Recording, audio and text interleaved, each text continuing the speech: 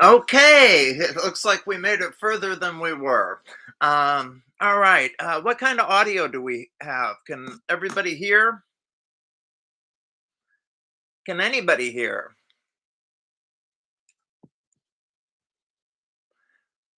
Okay, testing, testing. Looks like I've got audio on the screen here. I see we got Papa T, we got Joseph here. I don't know. It looks like I can mute audio, but can't adjust it. All right. Well, right now, until I see somebody give me feedback on whether or not they can hear, I'm going to assume that you guys can hear. And first of all, welcome. And good, good, good, good. Wonderful. At the lower end of the little bubbles, so I couldn't tell. So thanks for the feedback, guys. Hey, I wanted to say welcome, and even more importantly, thank you all for joining me. I think this could be a neat thing. I suspect we may have technical improvements we need to do if we want to go on, but yeah, we've got some really neat people with us. I do see that Mike. TN has joined us. Thanks, Mike. I appreciate your time here too. Can I tell the folks about you, Mike, or do you want to remain kind of incognito here? Just let me know on the screen. Uh, to the other folks, particularly Joseph and Papa T. Hey, thanks, guys. I really appreciate the help. Oh, good. Mike said sure. For those of you that don't know Mike Tien, he's been around Airguns for a good while here. And Mike is the owner of TKO as well as Airgun Mods. And I know a lot of us have used TKO products for a long time. I know some of you guys have mentioned in the comments that you do think a lot of them. So, I think Mike can provide an interesting perspective as a vendor, but then also Mike's a shooter. He shoots competition locally, bullseye competition where he lives, and has designed a variety of products over the years that he hasn't really brought out commercially, but are kind of focused on that too. So yeah, I wanted to thank Mike for joining us. And if anyone has questions, for him or about those products, I'm sure we can try and put him on the spot and see if we can get some answers there. So yeah, thanks for your time, Mike. Um, I guess the one thing I had to say is that I've been in dialogue about Crossman, and I haven't made an official video about the failure of the 2240 and the ultimate resolution of that. And that is something I'm going to put out.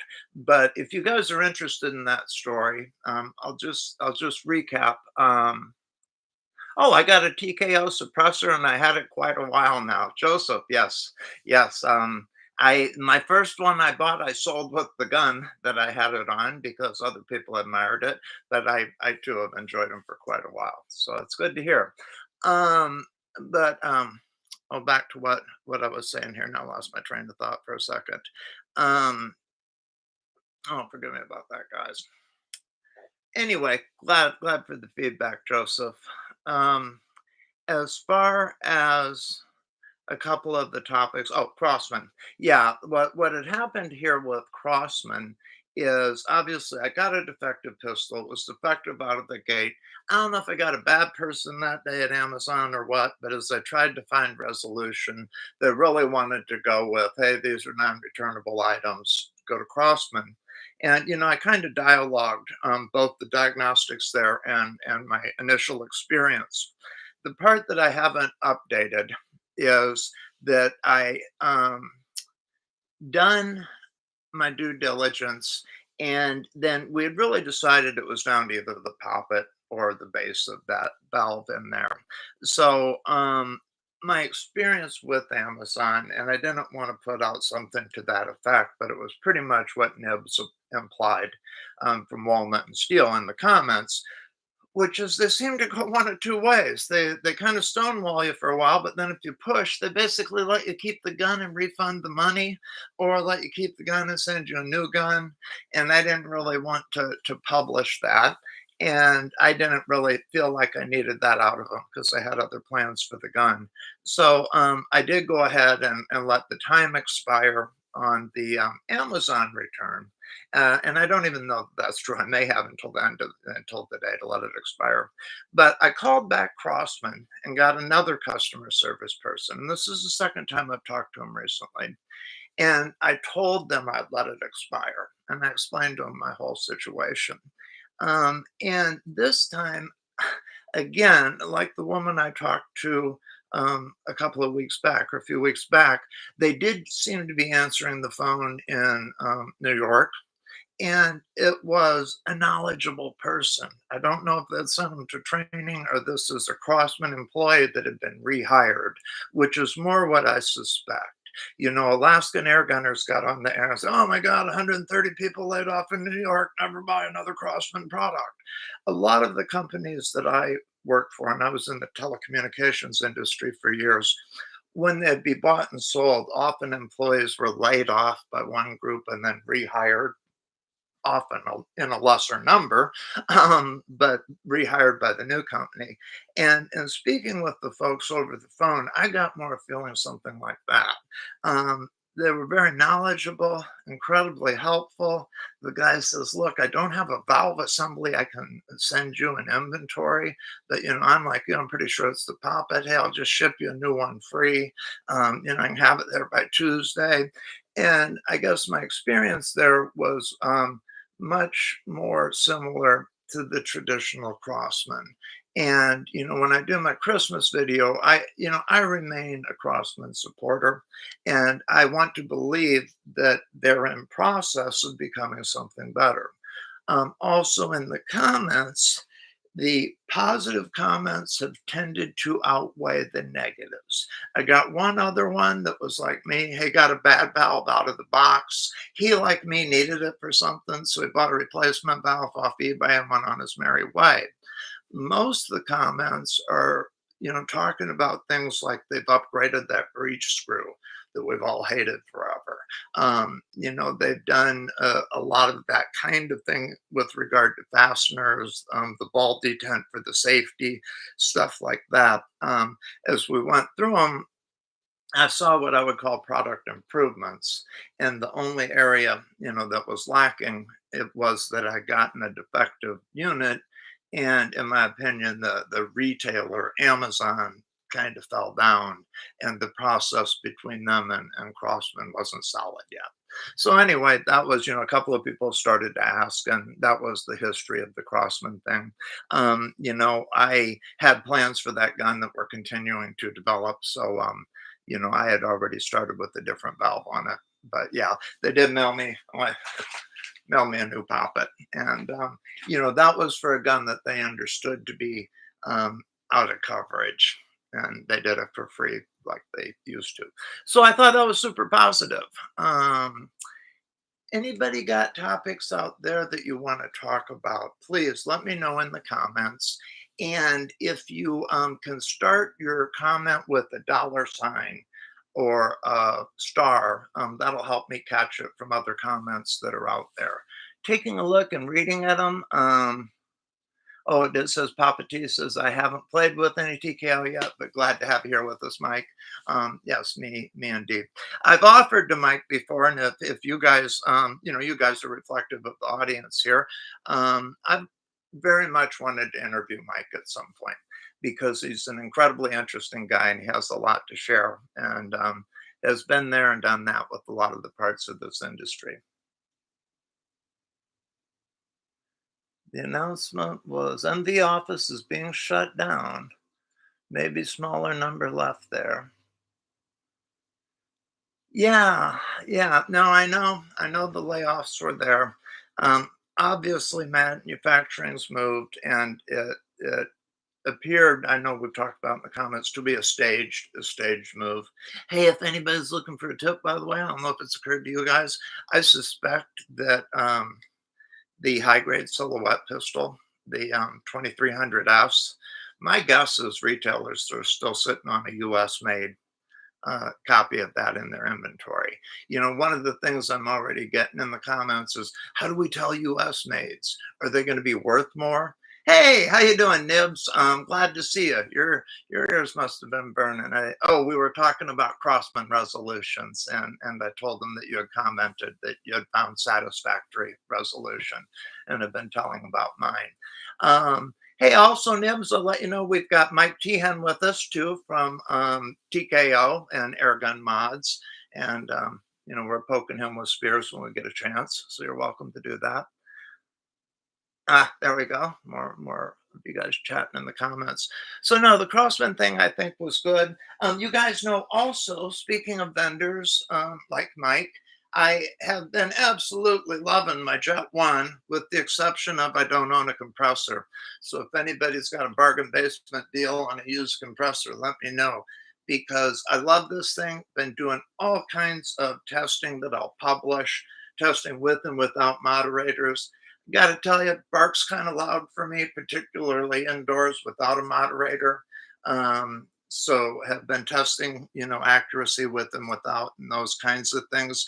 But one of the cool things that I just got in for it is, and it's funny because I had only had the Crossman or traditional, my old Sheridan um, bolt actions. And first, I went to the right side side lever, then the left side lever with this, and now we have just gotten a kit and this kit was sent by Terry and Chris over at Buck Rail to go ahead and convert this to a pump action. So that is actually on the workbench right now. Pulled this off the workbench, and yeah, I want to go ahead and get that done. Nibs was part of what triggered that. I guess he's done the conversion already on his Jet 2, and has really enjoyed it. And yeah, that my my history growing up was shooting kind of traditional firearms. And a pump action shotgun is something I'm incredibly familiar with.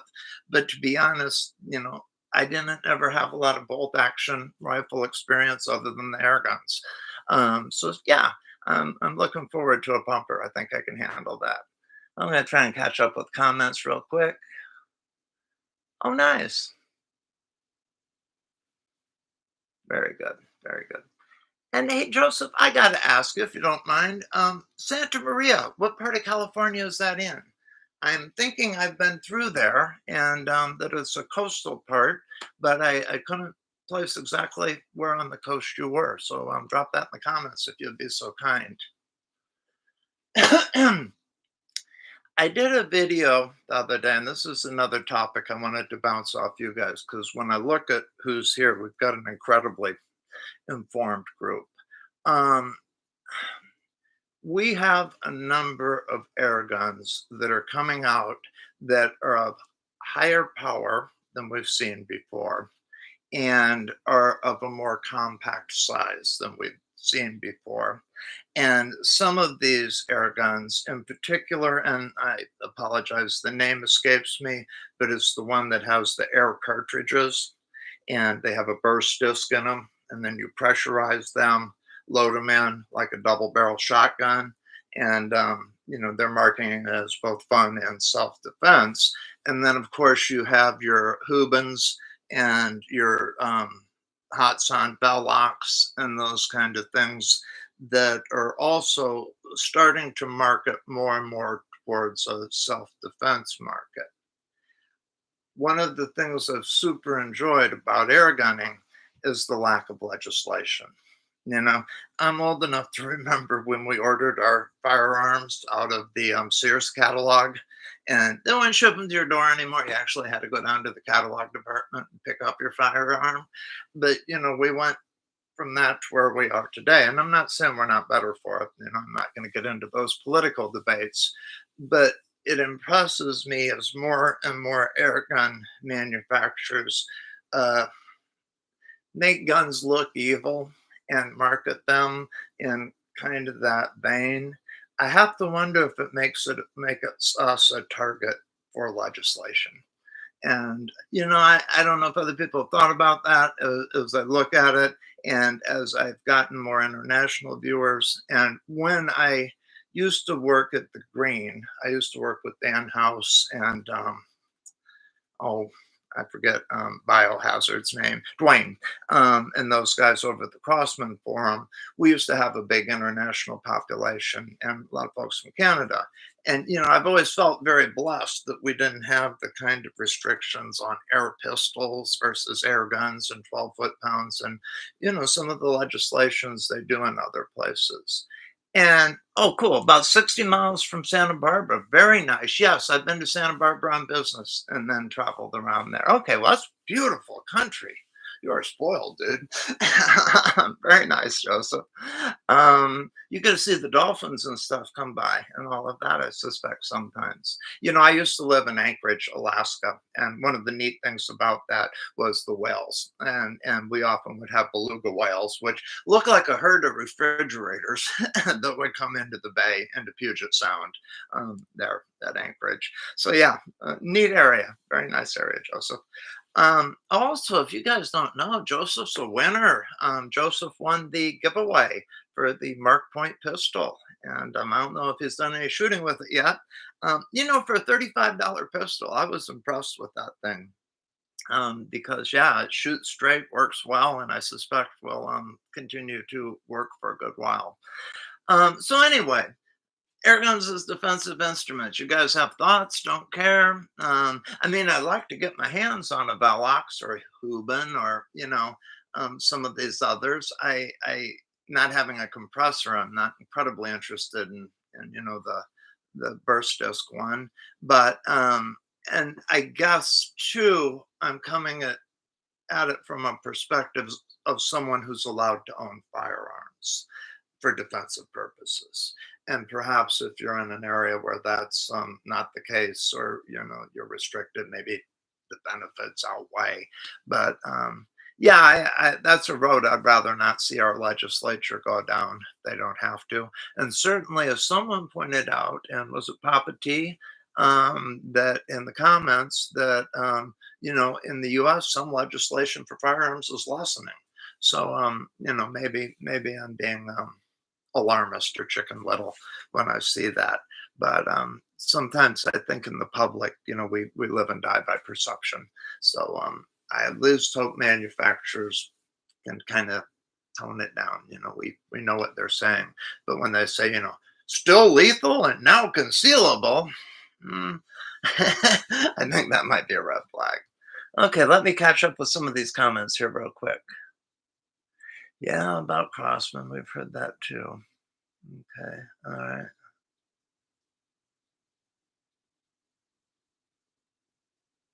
Yeah, I suspect the comment that Papa T made about air guns being abandoned is very accurate. Now, of course, one of the great things that Crossman has always had is parts compatibility among a line, and even some of the new things like the 3622 continue to support that.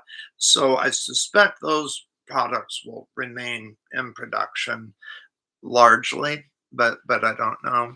Um,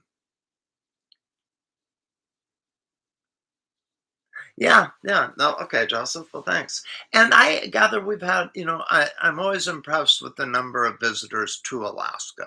And I've spent about, Joseph was just saying it's a great place and he had visited.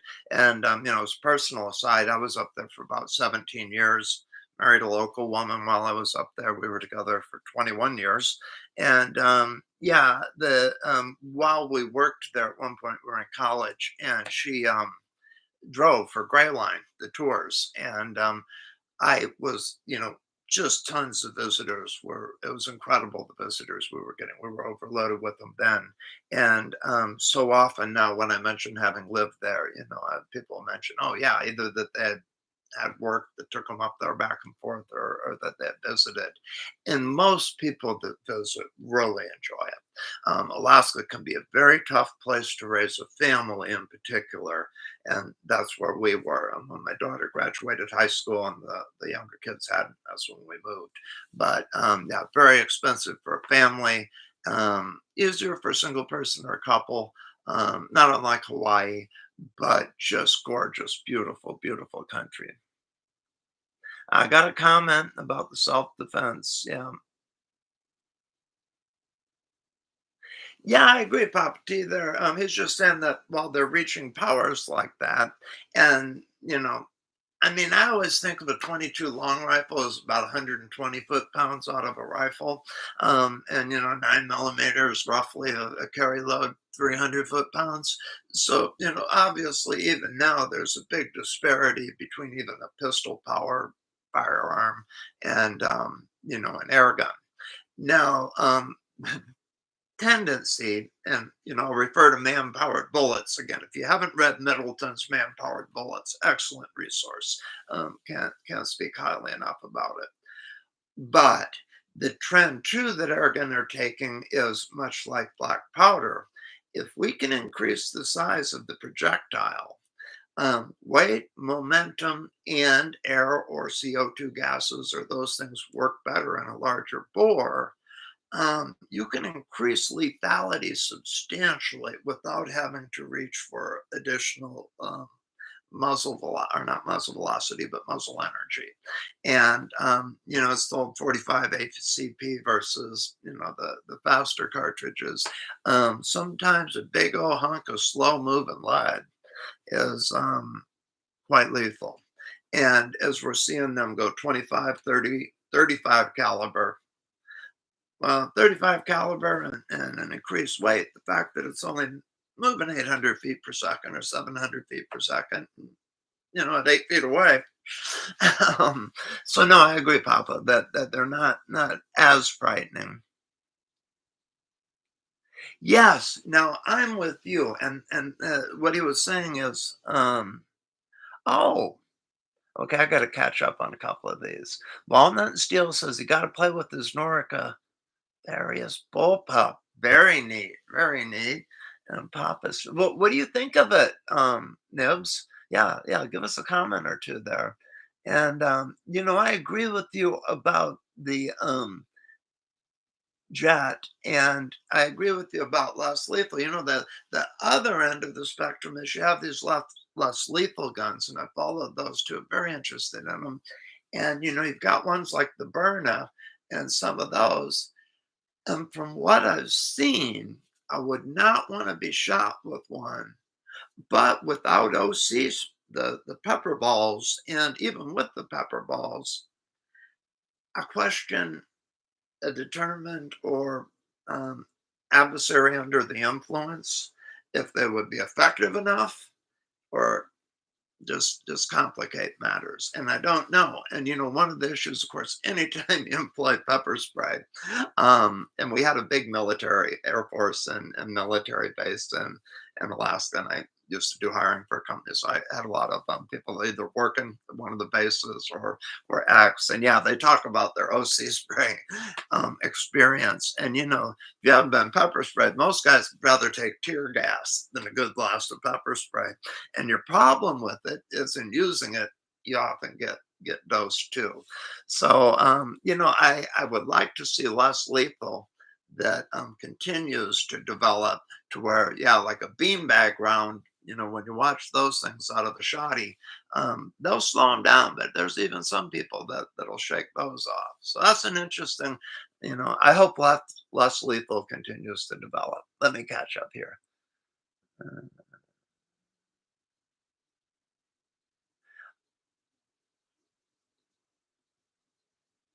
Yeah, yeah, exactly, Joseph. I agree with you. Now, something that Papa T referenced, and I don't know what we're going to call them. I've been calling them microcarbines, but this format I love.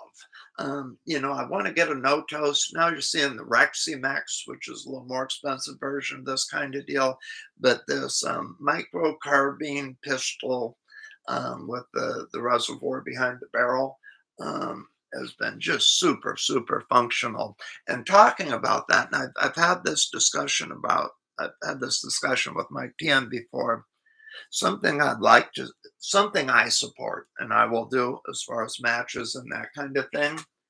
Sometimes when these are different colors and they aren't black or camo, they're less polarizing for people. So I go or you watch the youth matches and the young people shooting target guns now, and often you're seeing more personalization and color and things that make them not seem like they're designed to kill. And I think that's a good thing. I like colors coming into air guns. I think that's not bad at all. Let me look at these. Yeah, I agree. Now, I don't have a lot of experience with bullpup firearms, but I've heard that some of them can be less fun. But overall, from what I've seen and the little bit of experience I've had with bullpups, I like them. I like them a lot. During my time in Alaska, we were often going places by boat or plane, or even a car trip, to go down to the Kenai where we fished was 5.5 hours from Anchorage. So space was often an issue. And, that's what bullpups really lend themselves well to. Uh, No, accurate. Yeah, yeah, that seems nice. Okay, okay. Because most things, just as you start to handle them, you can, well, trigger's amazing. Okay, cool.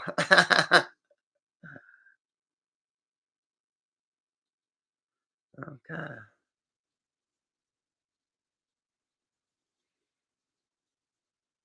Yeah, the HDX is really interesting that Joseph commented on, and I know that it's in a couple of versions. You can take the restrictor out. At least, I guess there's the pump and then the little sawed-off shotgun looking thing. But plus, it looks like fun. I mean, no one wants to do the $200 Leo deal to get a real sawed-off shotgun. It's a lot of money for them, more useful than it is, but they look fun. Um, Plus, the other thing I've heard about them, and it was my experience certainly with 18 and 14-inch barreled shotguns in Alaska, which I've shot and stood next to people shooting. Um, you start cutting that barrel on a 12 gauge, and darn, that thing gets loud. Yeah, so that's tough. Ah, okay. So you want the walnut steel traditional rifle, Papa T. Um, I would say personally, and that's what that Benjamin QB 78 and Papa T and I have had some comment, or not Papa T, but Nibs and I had a couple of comments go back about some of the Beemans. Holding a wood and blued steel gun is nice. For those of us that grew up shooting, that harkens back to yesteryear. Um, and again, because of the time I spent in Alaska and the fact that I live in the Pacific Northwest, I came to love synthetic stocks, marine coat, that kind of thing, because we just had such a horrendous problem with rust and corrosion. So, there's parts of me that love both, I would say. And, you get something like the Umarex Complete, which I also really enjoyed. And when you move away just from the power plant issue, um, that's a lot of air gun for 198 bucks. And I enjoy the stock on that a lot, as I do the 3622 or 362 stock. And I don't think we could have got that in wood for anywhere near the price point. And the case in point that I would use is the anniversary edition of the 362. Those are expensive. And between mismatched wood and some things like that, people will complain even, about what you get because wood's organic and it takes a lot of time and money for people to sit there and match pieces and throw pieces away. So, I think there's a lot to be said for composite stock. But yeah, I like the feel of wood too. Yeah, yeah, I agree, Nibs. The QBs, and I don't know if you've heard my little thing about that on my final thoughts. I truly believe, and I kind of look at geopolitics and economics a lot too. There was a claim at a lot of times that China had an aging workforce and their younger people they were training for computers, but they had older people that knew how to do foundries and construction and all kinds of things like that, which is why they built the empty cities. I think the QB was subsidized, that industries brand or whatever that conglomerate is that manufactures it was subsidized by the Chinese government. I think, you have some skilled machine tool workers and people that could glue things producing those. And I think if it was produced in a independent economy, Yeah, I don't think you could touch that price point. Because there's a lot of labor, steel, there's a lot of materials that are decent that went into that as well as a lot of labor. Um, ah, yeah, yeah, Papa T is saying about you end up with a lot of composite stocks anyway. So that's one of the things that I think that we all get into. I got a cup of coffee here. I need a sip. So Nibs has told us about that was one of the questions I had. Did anybody else get a new air gun recently? I've just been really tied up on a couple of that I've been reviewing here and hadn't had anything new come in. I have another question. So one of my questions before I get off topic is yeah, did anybody had a new gun come in that they want to share? Love to hear about it. Another question that I had. Um, someone was asking if I had thought about playing with CO2 in the complete. Joseph's got me thinking real hard about how I can make it HPA. And no, I haven't. And I that was I think one of the things we all loved about the concept of the discovery or what SIG's done to their MPX, MCX, being able to feed them either one. If you could do it and it would work, I would love it because while I was not a fan of the 88-gram CO2 cartridge when it came out, now that I've used it, I like it. I like it. Oh, really? How did it work? How did it work? Oh, ham. Okay. Okay. I didn't see him. Okay. Okay. Well, I thought there was a reason that the one discovery valve was better at it than the valves Crossman was using now or something. And that's what the Smith told me. Okay. Okay. Yeah, because frankly, I don't need that power all the time that that thing generates. So that would be super cool. Um, all right. All right. Very nice. One of the other questions I had for you guys. Um, a manufacturer approached me from Hong Kong, and until it happens, you don't know what you see because they told me to expect the shipment. It hasn't arrived. Now they've given me excuses, but they had asked me if I would review one of the 4K digital night scopes for rifles, and I said, yeah, sure, I'm interested. Have any of you guys put any kind of night vision on any of your rifles or air guns? Has anybody gone down that path yet? This is one of those $500-$600 scopes that they're claiming is wonderful. But like I said, I haven't really played with any kind of night vision, particularly not the digital kind. I'm familiar with the old ray tube deal. Oh, okay.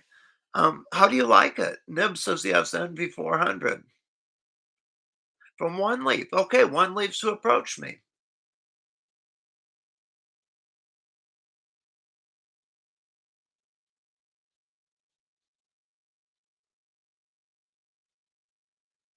Oh, cool. All right. I have a buddy that has a farm, and I assumed he may have a rat problem. And not a rat problem per se, but anytime you have livestock and outbuildings and store food and grain, So that was one place I could think of. I don't do predator hunting or anything. Okay, well, thanks, Nibs. I will go to your channel there and take a peek at those, and look forward to. Apparently, it's the new one, so yeah, we'll take a look at it when it comes in. Hopefully, it'll make it here.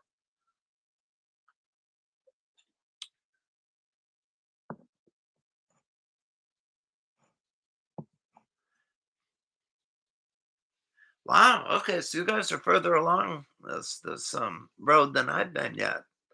I mean, it sounds wonderful if it works as described, and obviously it's better than what I have now. Okay, well, golly, let me look real quick and see which one they're talking about sending me. I don't think it's the 500. Um,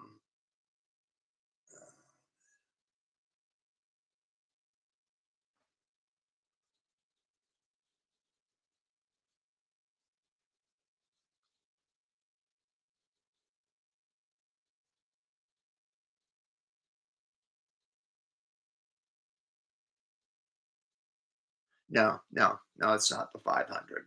I think it's probably what you've already done there, buddy. It's the Commander NV 400 4K with scope with rangefinder.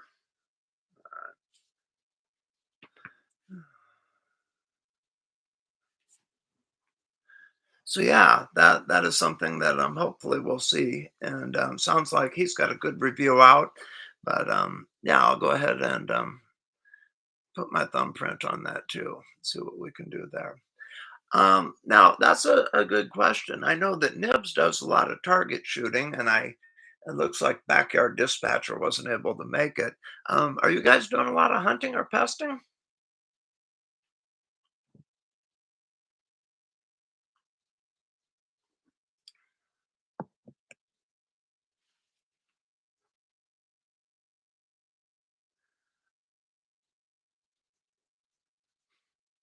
Okay, we're still yeah. All right, all right.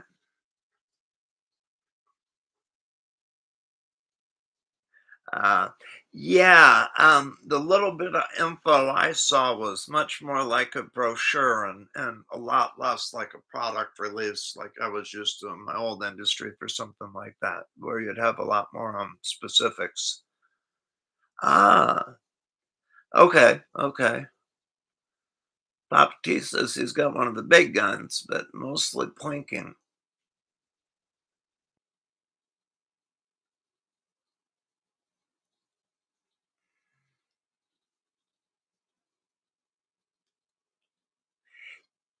Now I'm with you. Also, Joseph, I had a question for you. Joseph just mentioned about waiting for somebody to put out an adapter for a 13-inch cubic inch HPA tank for the complete.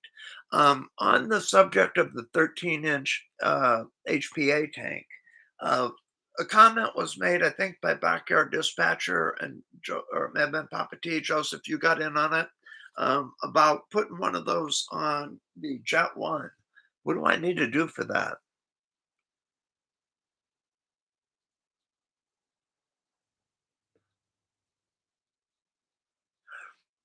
I'm like you kind of Papa T, and that's when I was in Alaska, and even moose hunting, and that's a lot of work, man.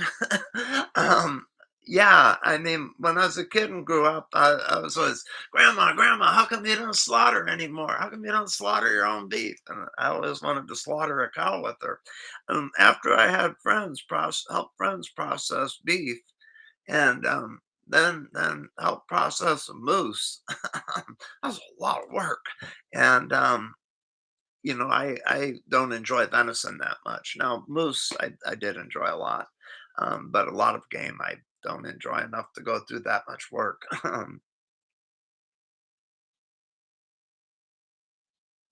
Red Ryder Christmas Challenge with the lever BB gun. No, I haven't seen that.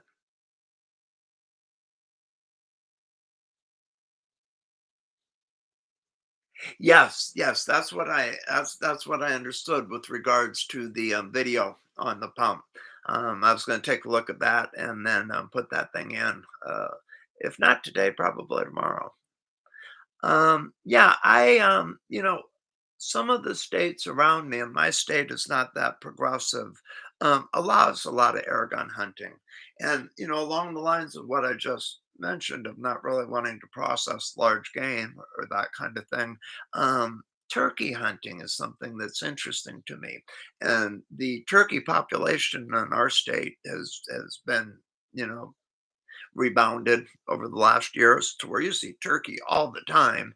And I would, that's something I would think about hunting and those kind of things. But my state just is not that progressive. I'm in Oregon, and the only thing really they're letting us do are, squirrels, rabbits, nuisance animals. Which is interesting because here feral hogs are a nuisance animal in some areas, but you can't shoot game birds or a lot of the things that you might want to with air guns. Now, if we go across our state the other way to Idaho, they're pretty much everything with air guns. So I wish we would get there. Okay, okay. Thanks, Joseph. Alright.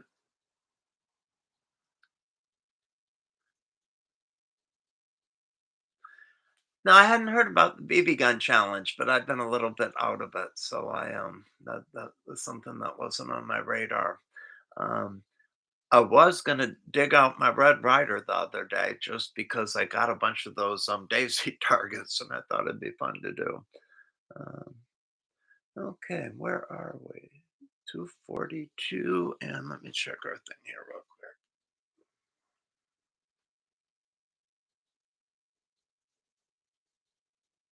Okay. Anybody out there got anything they'd like to talk about? I've certainly got things I could introduce, but part of what I'd hope for is to hear from you. Ah, Arkansas. Right on. Right on. Right. In some areas they've been treating it like bow hunting or black powder for some of them. And that seems to make some sense to me is to fold it in with the black powder season. I mean, very similar in that, in my opinion. And then certainly it's good. It's good. I didn't get that out to Roy very early, so I feel bad pressing him to get it back.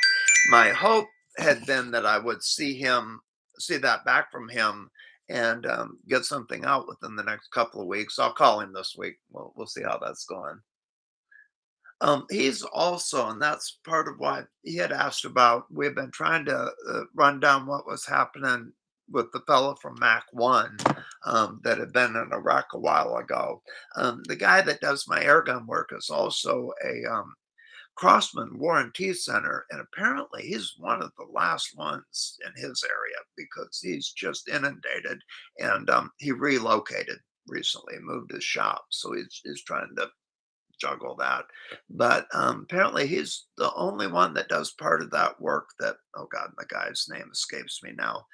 He had quite a reputation over at Mac One that he was doing, and now Roy's getting all that work too. Okay, yeah, and I don't, they're talking about some of the limits that are set on the and hey, I'll make a comment back about that pistol. Um the Smith's comment was won't be a challenge. He had actually at one point been marketing and became frustrated with a similar thing based on the Crossman tubes and the 2240 style valve, and he got frustrated over that valve wanting really to be at 2000 psi. Or I forget, he had tried that before in a different product, and he just wasn't happy with how many shots he was getting out of it in a different Crossman configuration. And yeah, his thing the same when he looked at it was, "No, you're probably you'll get the shots you want." So I'm optimistic, but I need to hassle and try and get that done. Um, then on the other part about hunting, yeah, I agree that there's obviously you don't want to be out there hunting deer with an inadequate air gun. So I agree with them posting levels, power levels. Um, Yeah, yeah, Nibs, he does or was a Crossman Repair Center, but that was something that was keeping him way busier than he wanted to be. He was doing warranty work for him, and then he has a lot of people like me that knew him or got custom guns or did custom work when that was a lot of his income.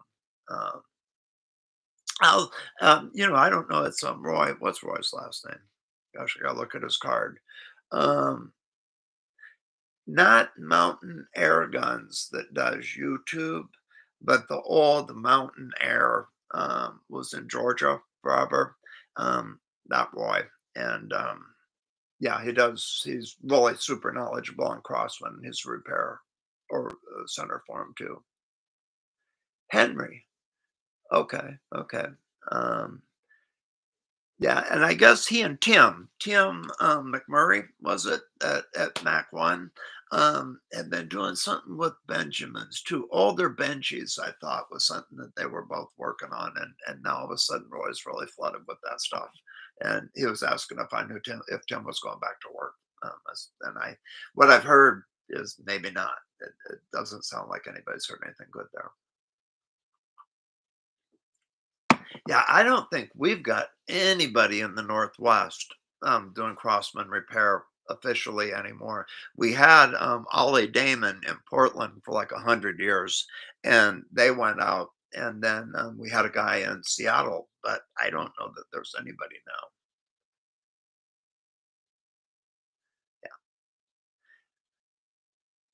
And I just don't know much about the Sheridans internally. And as I remember, there's a lot of brazing and things that you can get into with those guys. So yeah, that's a discipline of its own. So it tends to be a lot of the old guys, I think, that are still doing it.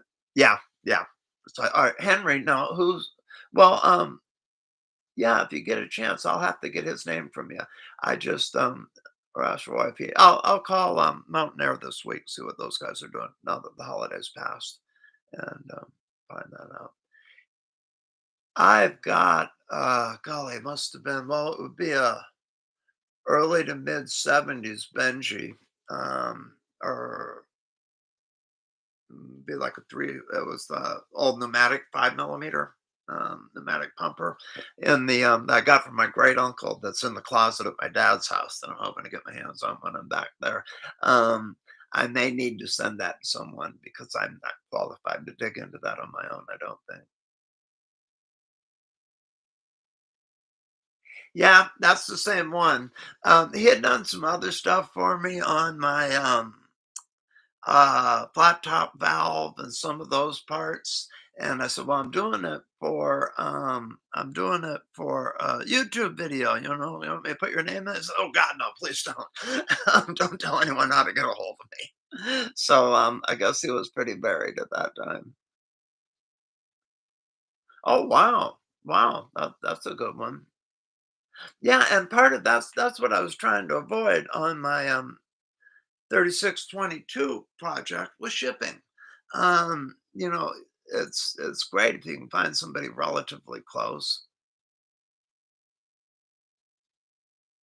And that's what I heard. And I don't like anybody, sideways or I'm sure Crossman doesn't hear about this anymore. But I gather it's more and more challenging to be a warranty center because it's not quite like it used to be in terms of parts. You find yourself cannibalizing and doing a lot of that kind of stuff rather than just having access to individual components. Um, right on. So, Papa T, you're down in Arkansas? Go Razorbacks.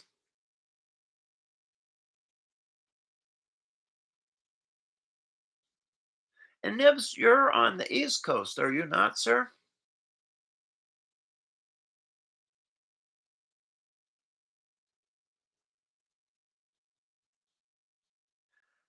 Ah, okay, okay, okay.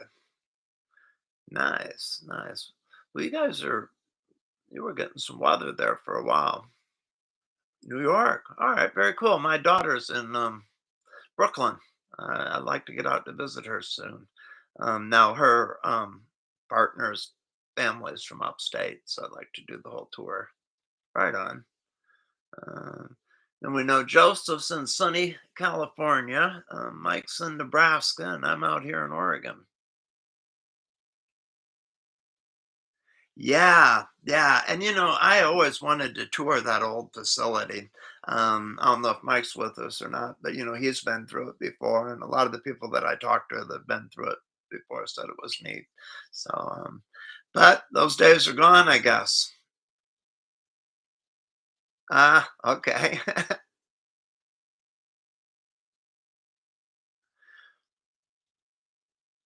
Well, my dad wasn't military, but he had a career that took us around the country. Yes, so I spent time in Pennsylvania as a kid, Michigan, Corpus Christi, Texas, Illinois. Yeah.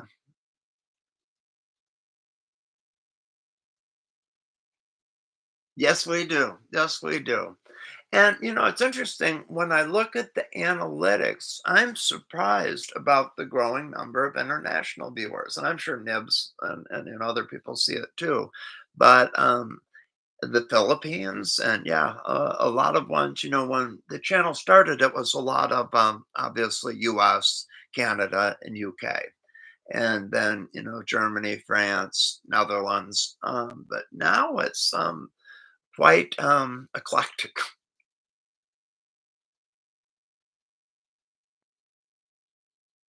Yes, indeed. Yes, indeed. And when we were doing the Crossman Forum, and Dan had that thing. Well, he took it over from another guy. The Green had been around forever, and the membership we had out of the United Kingdom. I came to learn of towns I'd never heard of before, just because there were so many people from them. Ah, I believe that. I believe that out of the UK. Yes, indeed. And then I'm always, even yes, yes, India is one that started showing up recently for me. Now I get a few from South America, but actually did well in South Africa, which I was surprised.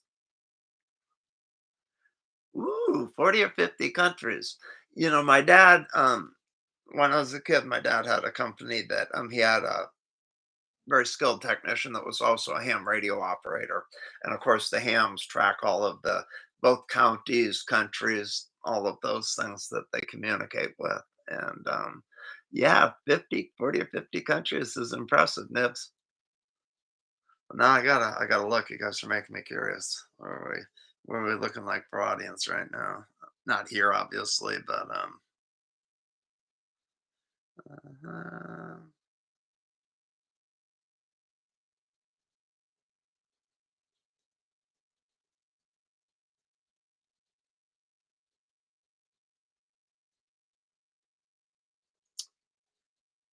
okay, it's not bad.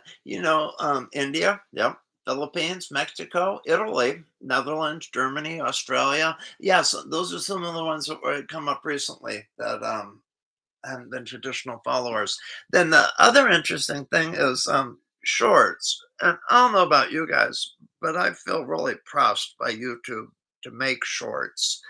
And it was funny because it seems like yeah, yeah, indeed. Well, there's a lot of South African high-end air gunners and reviewers too. And I think anywhere you've had a restrictive firearm legislations, air guns have grown in popularity. Um,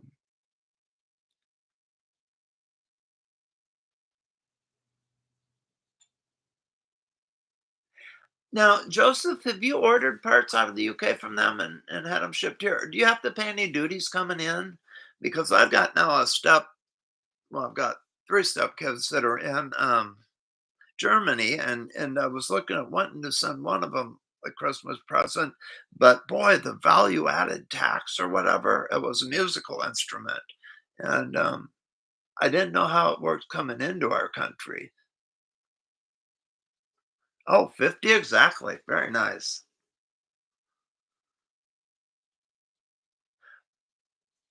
It looked to me like some of the third-party suppliers in the UK were making nice stuff. And as I think Joseph mentioned in one of his texts, it seemed like a lot of the US third-party folks have been going away, that we didn't.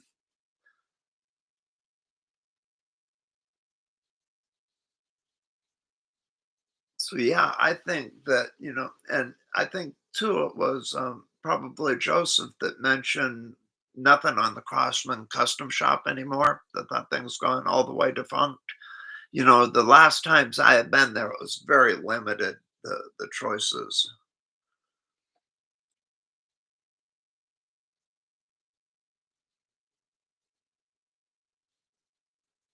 Ah, okay, okay.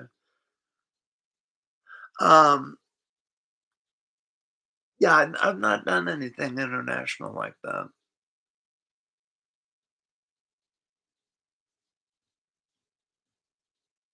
Oh, cool. So the price is the price, and in it goes. Yeah, try and send a guitar into Europe. Wow.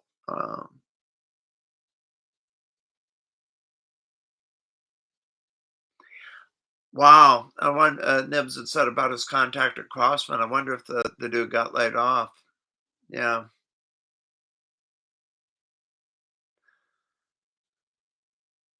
My before being retired, um, I had worked in the telephone industry. And the way that some companies do layoffs is just shameful. Um, yeah.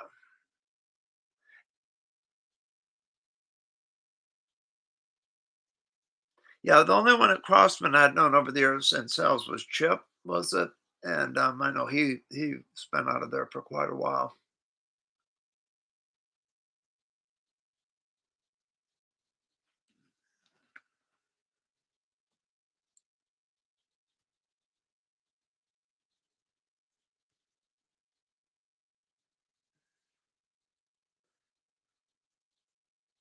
Okay, on that, I'm wondering.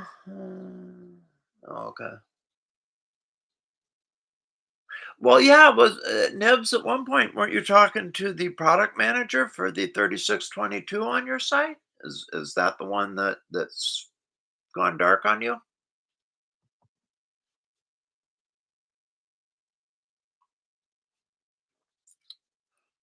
Okay.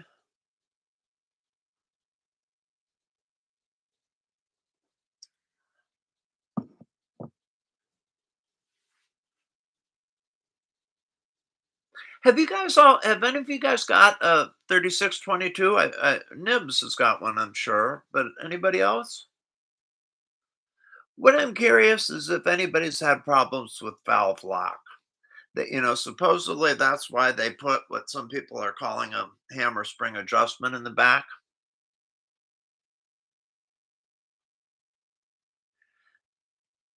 Yeah, me either. I mean, I've accidentally, because that thing pumps very easily.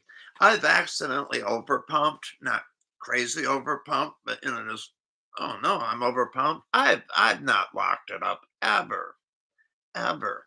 And in the Crossman manual, that's what they say that thing's for. But boy, I sure haven't seen it. And man, I had a commenter just raking me over the coals for the fact that that was the most stupid thing in the world. How could Crossman ever design that way? And yeah, oh, yours leaks out. Okay, okay.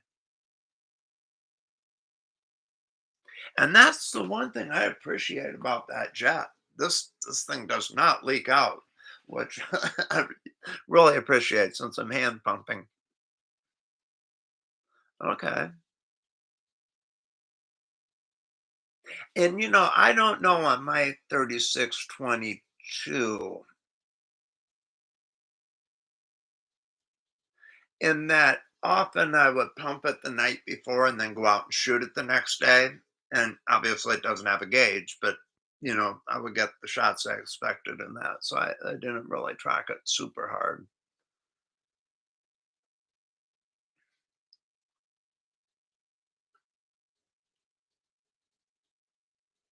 Now, Papa T, do you like that peep sight that's on your 362 anniversary? I mean, that looked cool to me. And obviously they were shipping it, it looked like with a different steel receiver. Yeah, yeah, and that breach is not I mean, it just is made for that site, right? I tend to really like the peeps. Oh, it's William setup. Very nice. Yeah, yeah.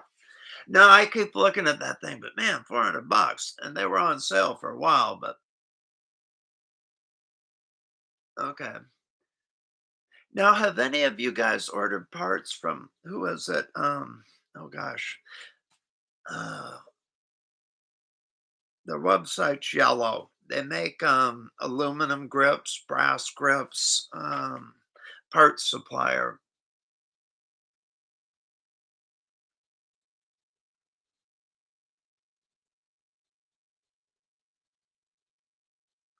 Well, on that one, Joseph, I'm thinking on that one, the valve's open.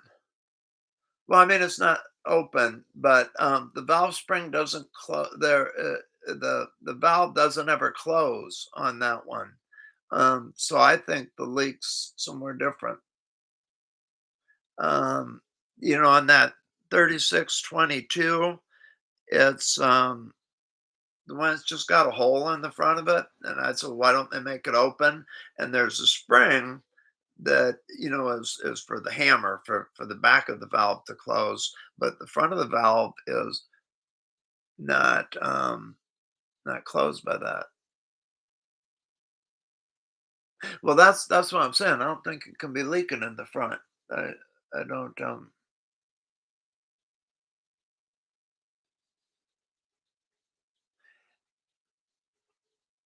and if it would be leaking at the rear, what I would do is, I mean, sure, in theory it's hard on your hammer spring, but cock it and leave it cocked and see if it goes down. Because if there's no pressure, if there's no way that the striker is pressing against it, it should be strong enough to hold it closed. And you're right. And in that gun, I mean, when you look at it, when you take it apart, there it's a tube with that little Foster fitting in the front. It's just threaded in there, and that little component's what goes in and seals the valve. So I might be interested or suspicious of the front end of that.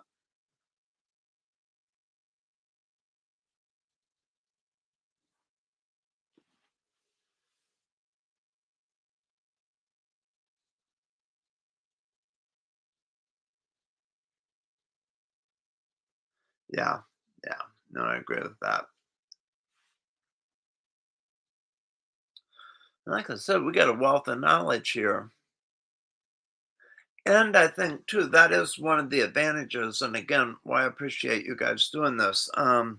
Because while other people may not be able to attend, I'll bookmark some of the topics, and this may be of interest to the people.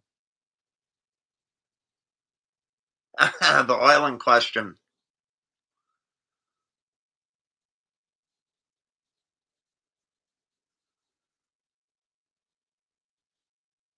We're all waiting for the answer from Nibs here.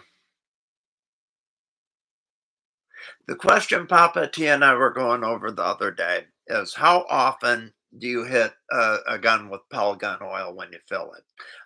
Do you do it every time?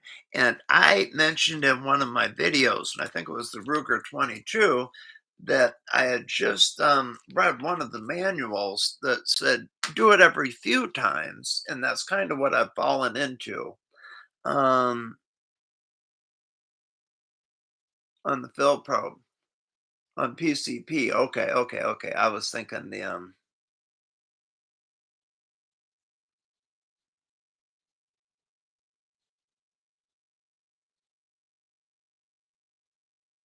oh, yeah, only silicone on PCP. We don't wanna make no bombs.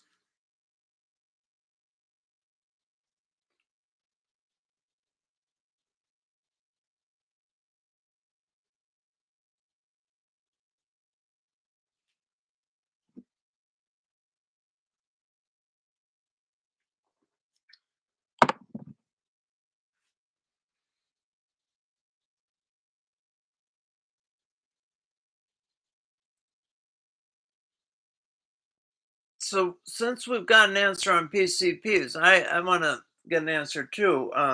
Joseph, Nibs, how often you guys, on your Crossman CO2 guns, when you're changing cartridges, you hit them with oil once every few cartridges, every cartridge? How often do you oil?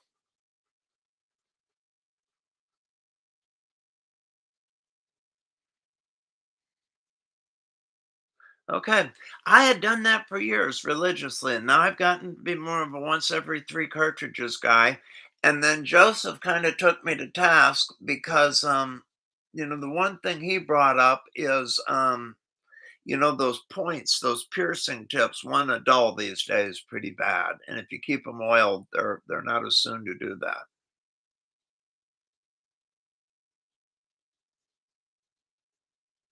Okay. Okay.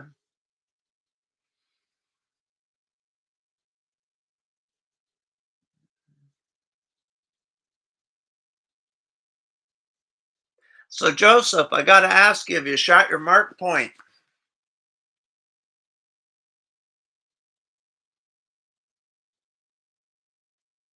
Oh, really?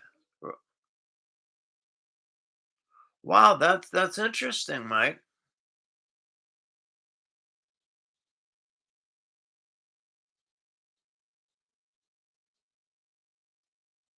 Oh, okay. Okay, like the Crossmans. I got you.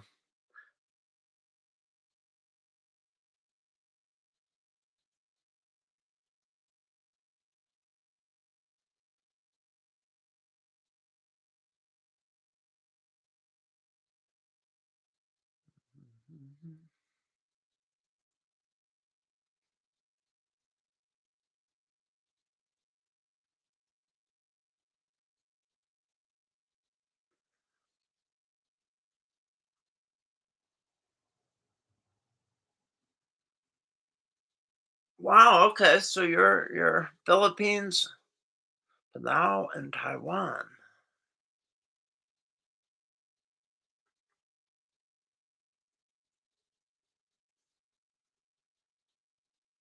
Yeah, that was going to be my question, Joseph. What do you think of that trigger? Thing maxed out my old trigger gauge. I had to do something different. Yeah, it was too stiff for my spring.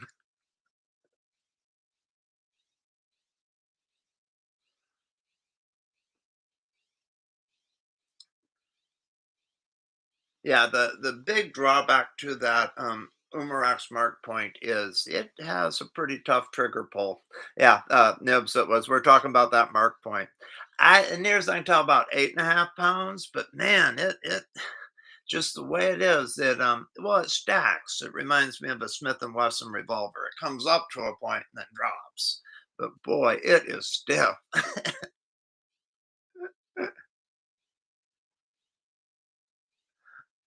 And I wouldn't call it a bad trigger. I call it a stiff trigger. Yeah, yeah, it is the one with the grip safety.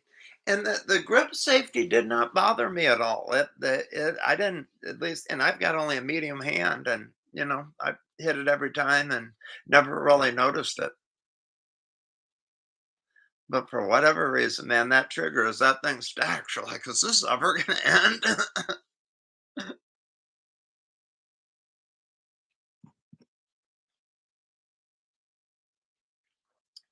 So anybody getting air guns for Christmas?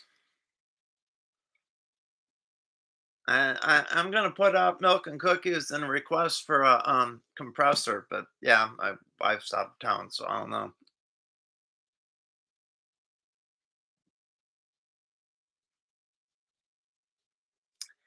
And I wanted to think, and I don't know, in Europe, I think they call it the SA-60. And somebody was trying to tell me that there was a 22 version out, but I couldn't find anything on that. So I don't know if that was a Europe only, or what. But the mark point I'm talking about there.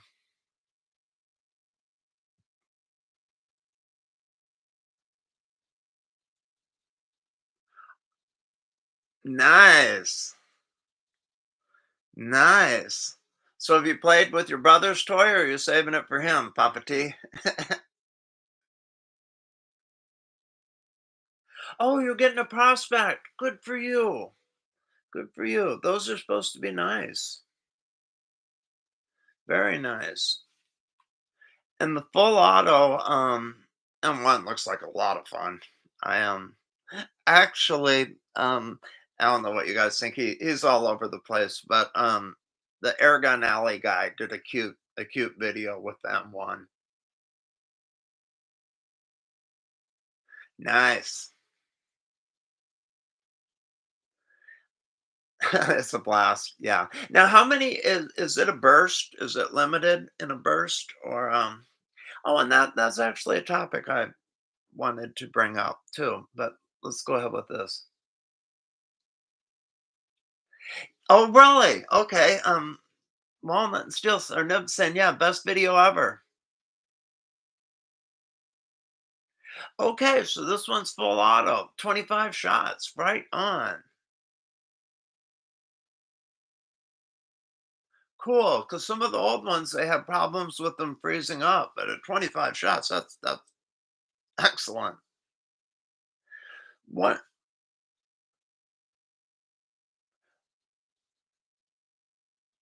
Oh my goodness, Nibs! Congratulations, man. That's some bragging rights, brother. Um,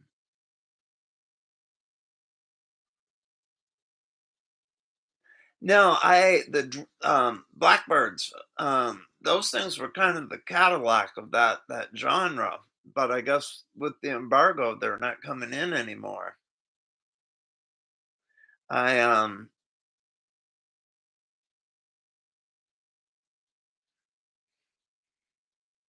Yeah, I always admired those things. That and oh, really? You found your full auto at or your prospect. Okay.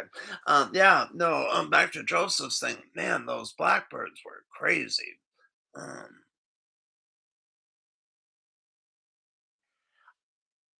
I can believe that. Yeah, yeah. Walmart's kind of like that sometimes, apparently, where stuff just shows up. Um, oh, the M1. Right on. Right on. Huh.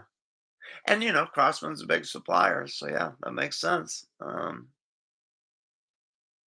And procurement people shoot, they're checking boxes, so yeah, I don't know. Or maybe it was somebody that did know said, yeah, we'll get a couple.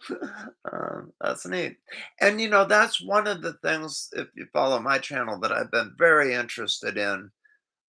Well, you're lucky there, Joseph. If you have a collection of them, you got some money in those. But what I was going to say is always what air guns are making it to local shelves, because obviously we saw a lot of stuff at the specialty retailers, but now more and more is coming out locally, and that's cool. Well, and that was Nibs. That was how I came to buy the Jet One that I got. I got it from my local farm and home, Coastal. I saw them when they first came in, and they were cheap, and I didn't buy one. Then they went right up to $324, and they only had like three of them.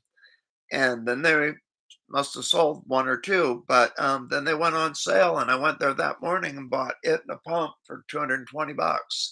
Um, so yeah. Um, oh, you are seeing the complete at stores. But no, both my Coastal Hardware and one of the farm and homes down the way from me on the highway, they've started selling Hots on and some of the PCPs. Yeah, I think, I want to believe we will. I think the 3622 you may not consider a legit one, but I think as we're getting closer to that price point, I think that's more of the flavor of the big box store. And New York has restrictions, don't they, to a certain degree on power or no?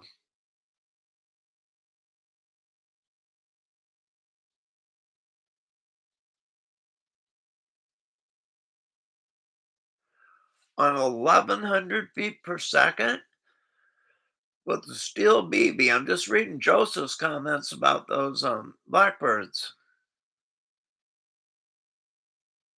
Yeah, I think you're right, Papa T. That's what I'm thinking too, that you're gonna see those kinds get to the store.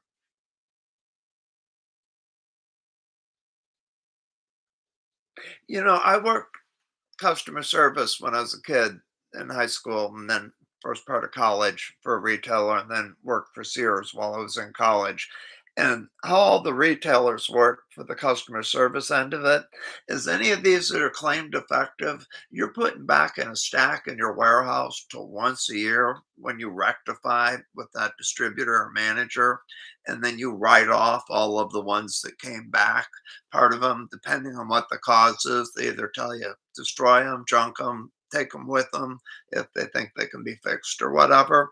But what it amounts to for that retailer is if if you've got a stack of $3,000 items waiting for once a year to see them and clear out, that's a bigger issue than if you've got a stack of $200 items. And I think that as the prices come down, they become more of a commodity, and any retailer, once they get experience with it, just like camcorders or cameras or anything, then they'll start to buy the more expensive, as they develop those relationships and understand the opportunity. But they tend not to put out the expensive stuff right away until they know that there's ongoing business there.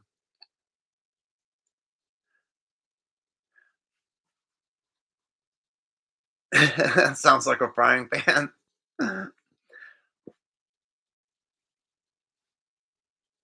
Yeah, no, I've seen Gammo swarms, and you're right, Papa T. All the retailers around here have those too. Gammo's always had a pretty good retail presence in Big Five and a number of the stores.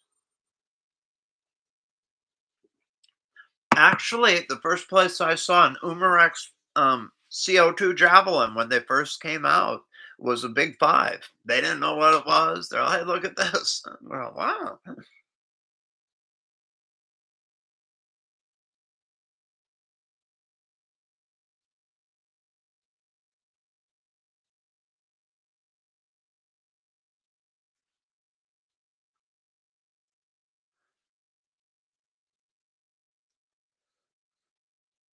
Those things, I don't have the, PCP version. I got it my, CO2 and was gonna convert it, just haven't done it yet. But, man, those things are powerful and accurate. I was very surprised. I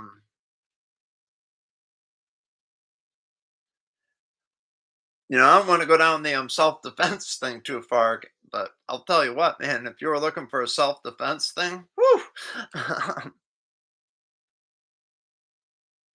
I have, looked briefly at the Iconics, and it looked neat.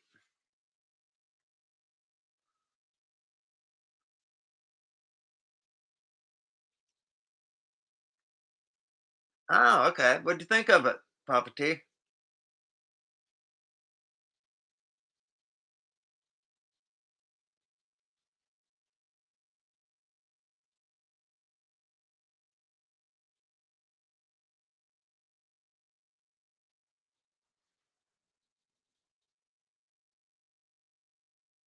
Okay, okay. And how much are those again? They're pretty inexpensive, aren't they? The Iconics?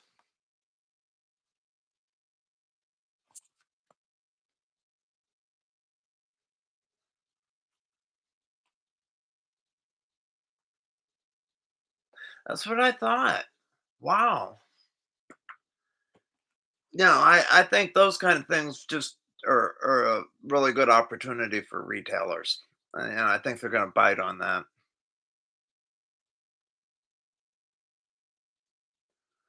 Oh, okay. Okay.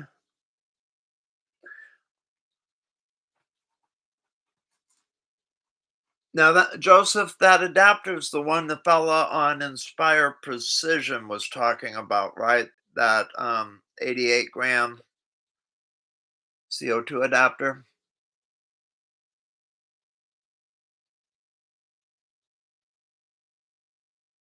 Over 1,000, really?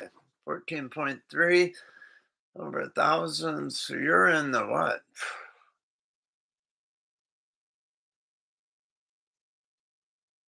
Probably what, 28 foot-pounds or so.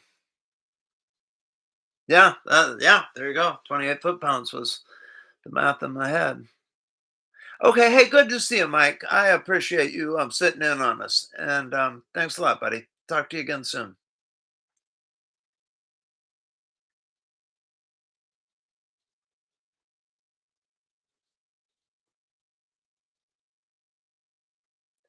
Okay, well that makes sense. That makes sense. And Joseph, and that was my first response when I shot the arrow shooter. I said, well, shoot, you're getting me what? I think they told us 30, 25, 30 shots out of an 88 gram cylinder at roughly 30 foot-pounds. the Javelin, and I said, "Well, darn, why can't they give us that in an air gun?" But the Iconics has a gauge, does it not?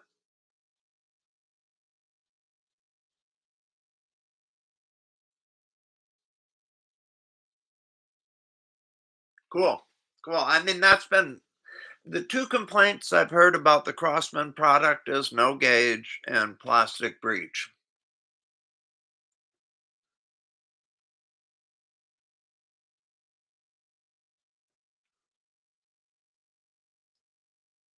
Oh, I thought he was saying if you were going too high, you'd just blow the seals in it.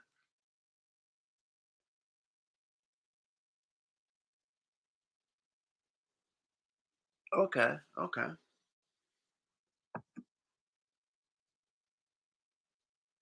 And regulated. Wow. Okay.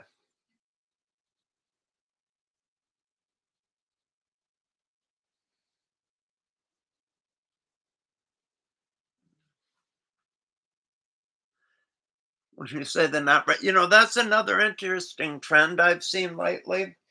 Manufacturers underrepresenting what their product will do, getting more shots out of it, getting higher foot pounds.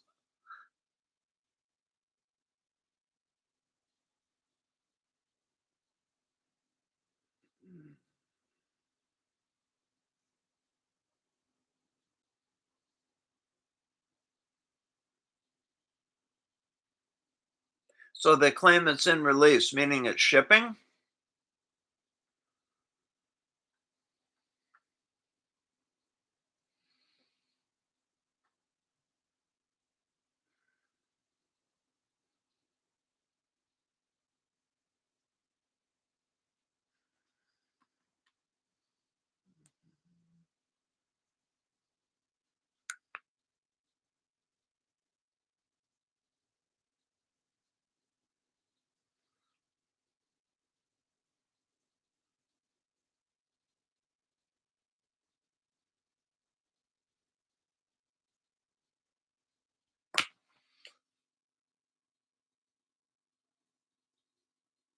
Oh, okay.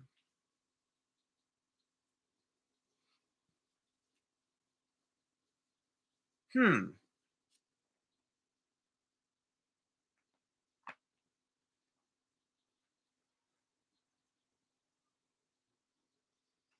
That was the origin.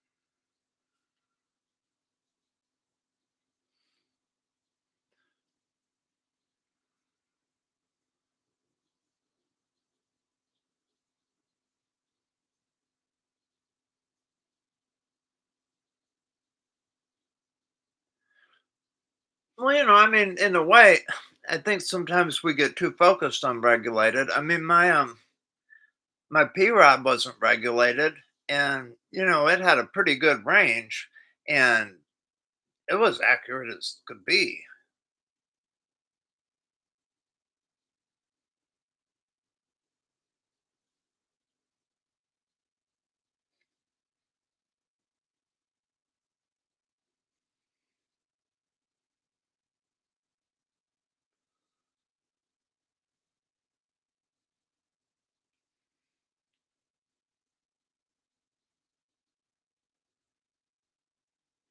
Yeah, yeah. I mean, and that's really where you get into tuning.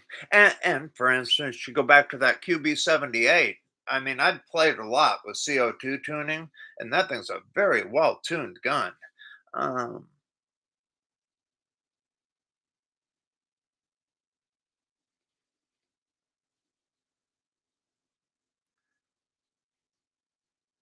yeah, I agree with you, Joseph, about the consistency, but then the thing I've noticed, and I'm new to regulators, I don't have them, I've gone the other way so long, and perhaps it's what you know. But when you fall off the regulator, all of a sudden there's this kerthunk. Whereas, with a shot string that's on a curve, it's less abrupt.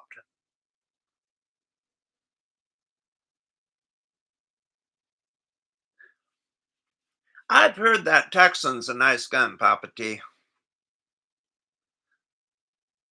I just am not sure what I'd shoot with it.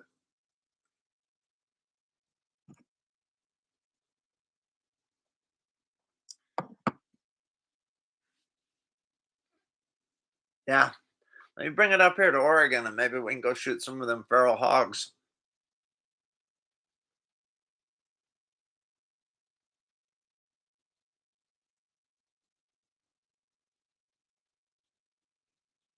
Yeah, actually, we may all get to do a lot more hog hunting with these problems they've had with those things. Yeah, that's where I don't know that I would have as much use for it unless they change my regulations around me. Just be an awful lot of gun for a rabbit.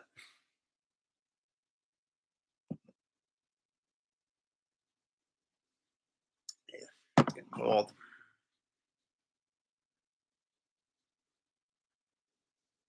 Well, you're right, Joseph, and that's I mean I get that, but I think when I'm more used to regulators, I will probably miss them. But like I said, I've had some experience with some really accurate guns that didn't have regulators, and you know, I mean, we just knew about where for my P rod, for instance, it was a three magazine gun. I filled it up to its favorite point and then shot three magazines, and I knew it was time to pump again. Yeah. Walnut Steel's got a big one too.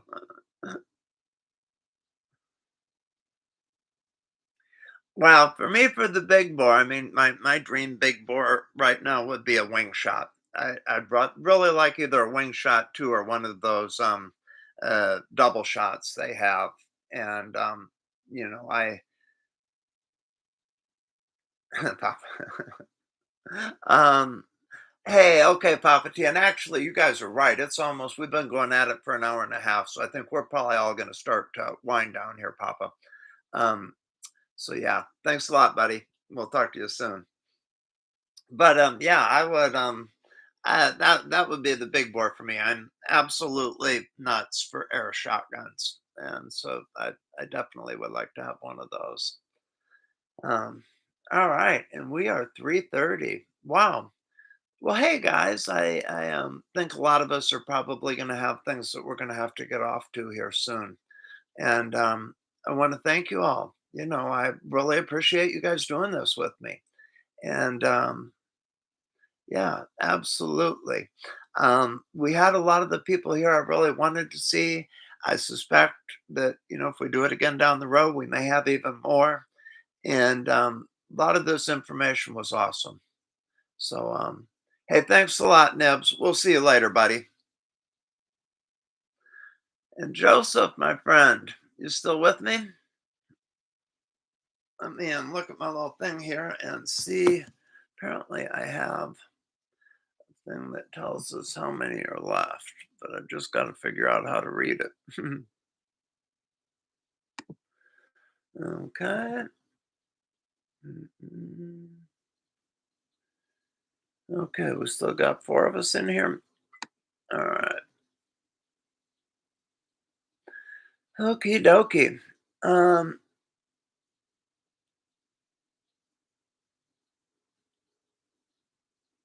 yeah, yeah.